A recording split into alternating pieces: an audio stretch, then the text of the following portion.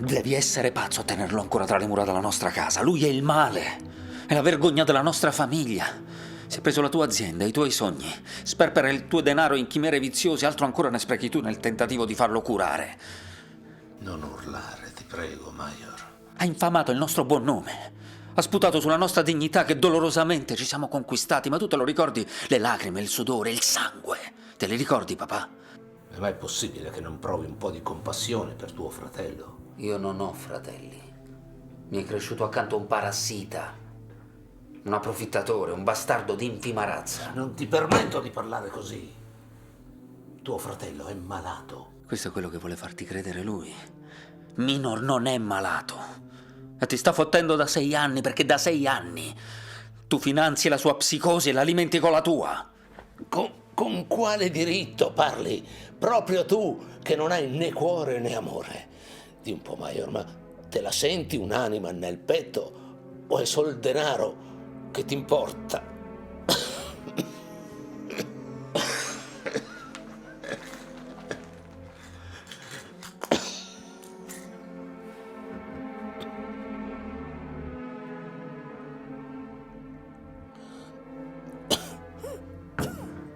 Non è il denaro che mi interessa, papà.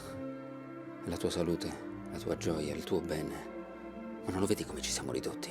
Ci sta divorando, ci sta uccidendo. Quando vostra madre morì, lo sapevo che non sarebbe stato facile.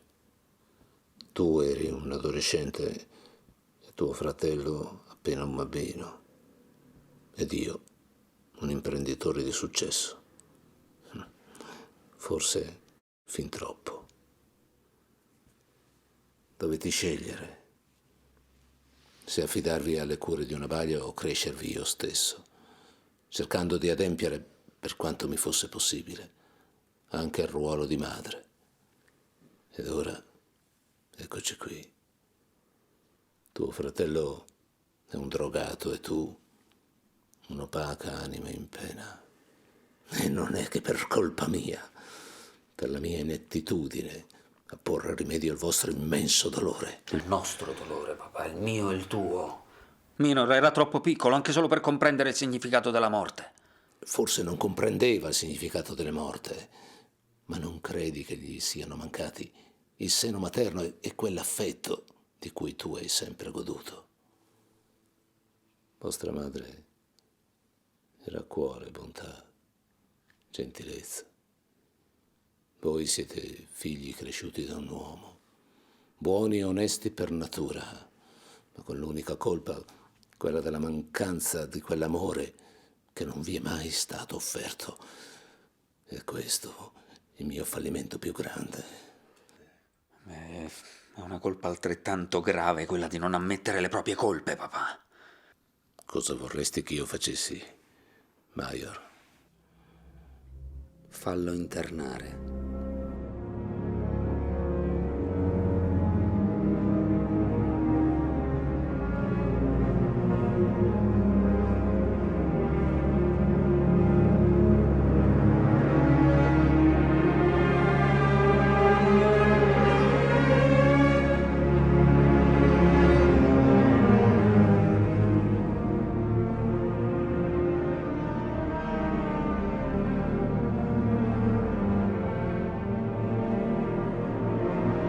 Come puoi chiedermi questo?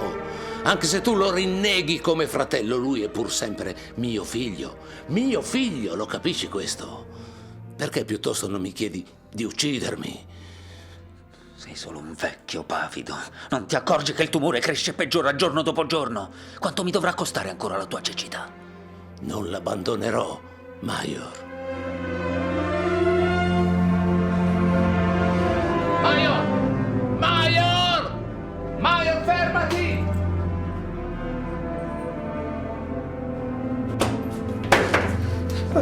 Fermo! Major, fermo! Fermo, Major, fermo! Fermo!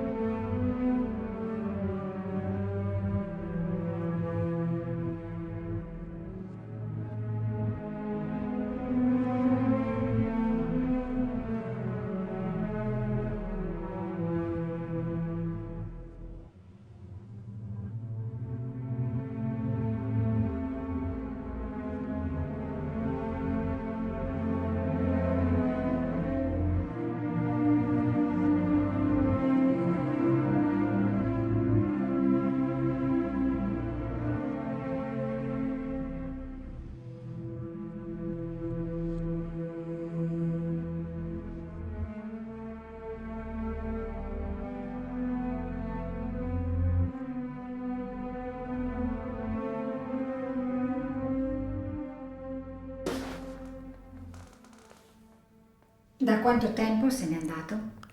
6 mesi. Ti manca? Mi ha picchiato e vuole farmi internare. Manca mio fratello. Ti ha picchiato, vuole rinchiuderti in un manicomio, eppure ti manca. Sì. E tua madre? Ricordi di tua madre, Minor? No. Tuo fratello non... Dice che è morta a causa mia. E quando te l'ha detto? 6 anni fa. E tuo padre? Tuo padre ti ha raccontato di lei? Dice che le assomiglio tantissimo. Com'era tua madre?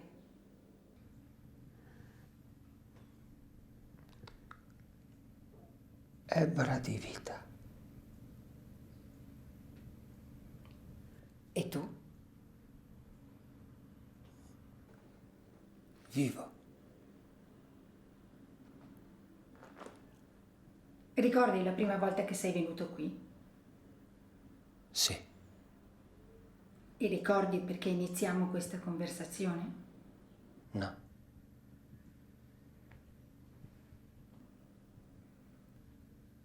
Facevi uso di eroina. Non ricordo. Puoi andare, Minor.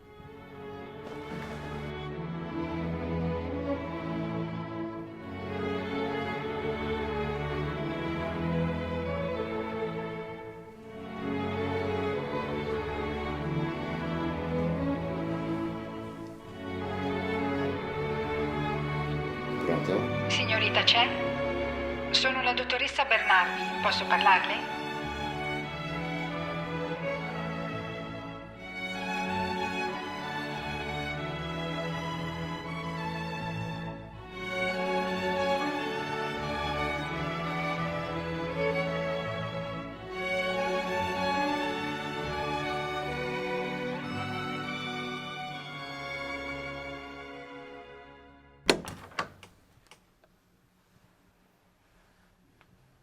Che vuoi? Vorrei parlarti di tuo fratello. No! Major, ascolta! Vattene! Ascoltami, Major!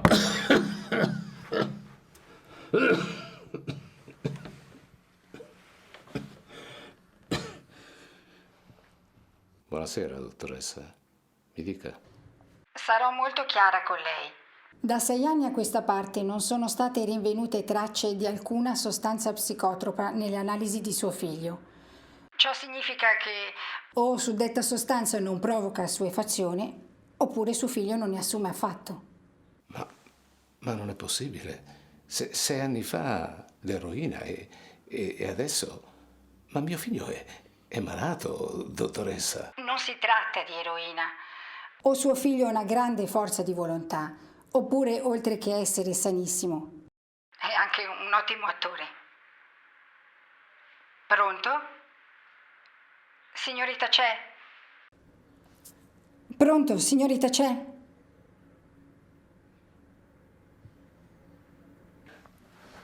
Che cosa ti aspetti da me? Un parere e un po' di conforto. Nient'altro. Io penso che dovrebbero usarlo come cavia nei test farmacologici. Dovrebbe morire di stenti dopo aver patito le pene dell'inferno per il tempo, per la salute, per il denaro che ci ha sottratto. Spero che tu abbia finalmente capito con chi abbiamo a che fare. L'ho capito, purtroppo. E mi addolora. Ti facevo più umano, più maturo, più nobile d'animo. Con che diritto mi parli tu che adesso mi vieni a presentare il conto della sua falsa innocenza? Dio benedica la tua generosa, stolta bontà. Io ti rido. Per quel figlio che tu credi un drogato, invece è soltanto un inetto. Ma te lo sei mai chiesto quanto mi sia costata la tua cecità? No, mai. Perché hai venduto l'auto? Come fai a sapere dell'auto? Perché? Ormai ho 75 anni e Non so neanche più come si guida. Spero ti abbia fruttato parecchio. Venderti quello che avevi di meglio. I ricordi.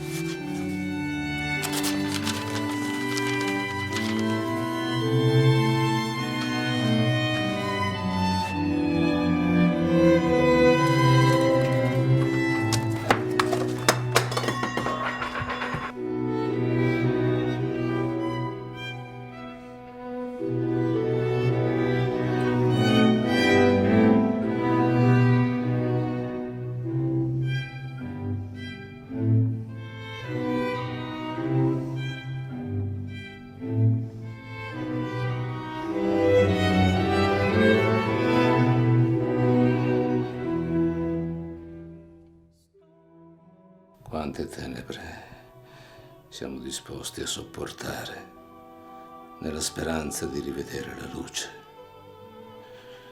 Non riesco più a chiedere spiegazioni agli uomini. Non mi resta che Dio a cui chiedere perdono. Dio, quanto è sfocata e indistinta la realtà quando siamo del mondo, oltre che nel mondo.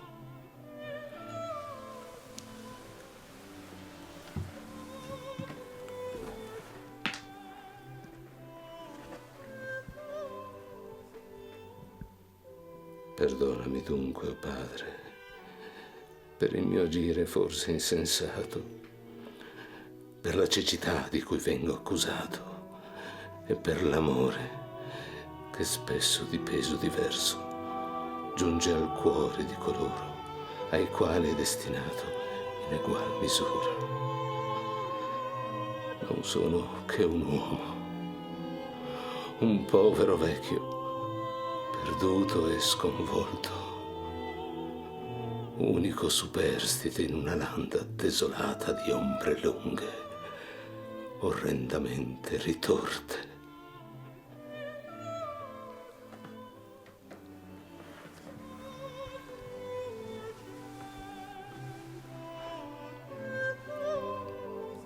Guidami nel cammino, Padre, ora che i miei passi sono incerti e non so più cosa fare. Che da una parte c'è Minor,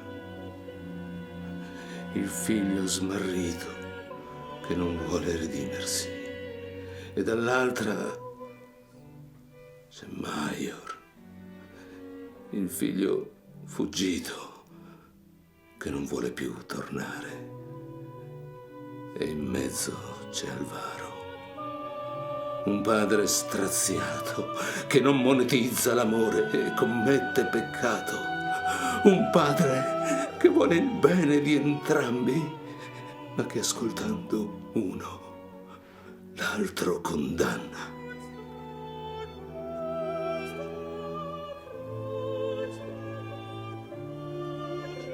E non so quale sia il figlio del prodigo. Non so per chi sacrificare il vitello grasso. Né me infelice godo della presenza di almeno uno dei due, giacché entrambi sono perduti, fuori dalla tua grazia. E se fossi io il figlio del prodigo? O se peggio ancora, fossi io il vitello grasso.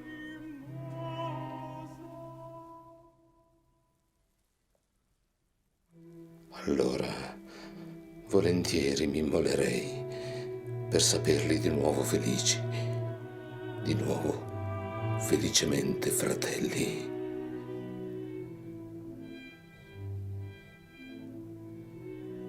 Ma da Dio non giunge risposta. Da Dio che ci mette al mondo e orfani ci abbandona ad errare nel mare dei nostri rimpianti, dei nostri ricordi, dei nostri umani errori.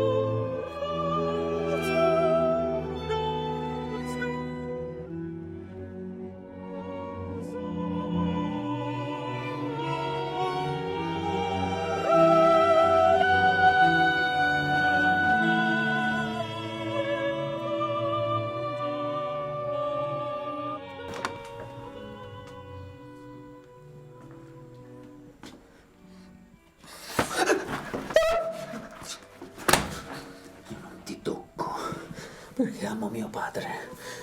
So che ne morirebbe, ma se dipendesse per me tu saresti già diventato un vegetale. Che Dio ti maledica per il disonore e per il dolore che gli stai dando. Io ti odio, Minor. Io ti odio. Ti odio per la tua fragilità.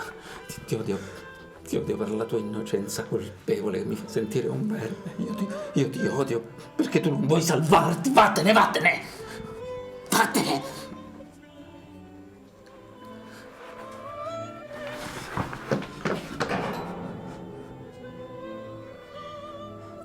Io ti odio, fratello mio.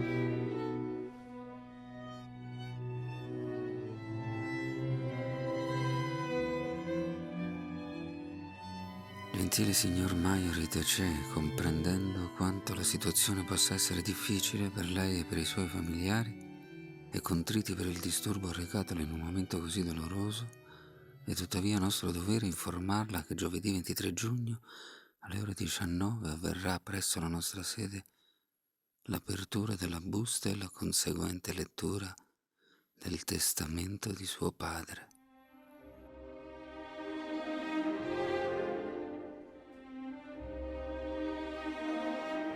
La notte in cui Minor venne riportato a casa dalla polizia fu come se qualcuno avesse squarciato il cielo di carta che aveva fino ad allora avvolto la nostra casa, la nostra famiglia, la mia realtà.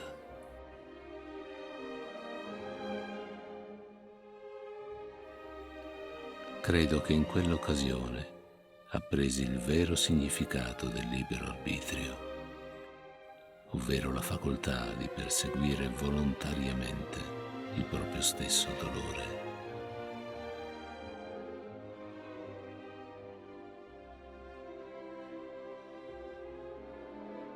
Mi sono sentito spesso impotente nei confronti dei miei figli, che nonostante tutti gli sforzi non sono riuscito a sostenere come avrei voluto.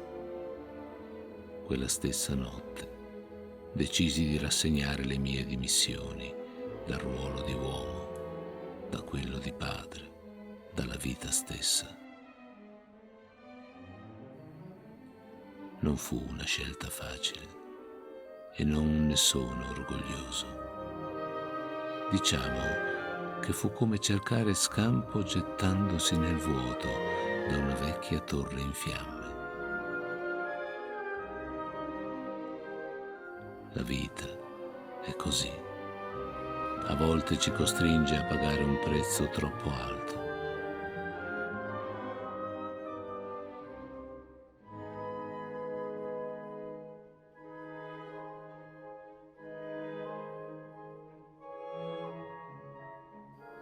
Non so se rivedrò mai la mia Mariù, lo spero di cuore. A Minor, che non so cosa l'abbia spinto a cercare il fratello, se una lucida volontà o un impulso narcotico, lascio la casa paterna che gli ricordi di me e continui a proteggerlo meglio di quanto non abbia fatto io stesso. A Maior lascio il resto della mia eredità, compreso il premio assicurativo che riscuoterà in seguito al mio decesso. Glielo devo dopo tutte le disgrazie che ha patito a causa mia.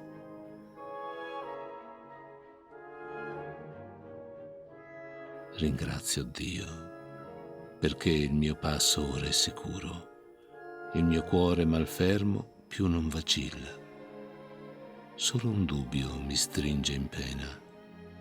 Se la vita è un dono di Dio, eppure, a volte, è tanto acerba da condurci a detestarla, v'è all'inferno un girone per gli infelici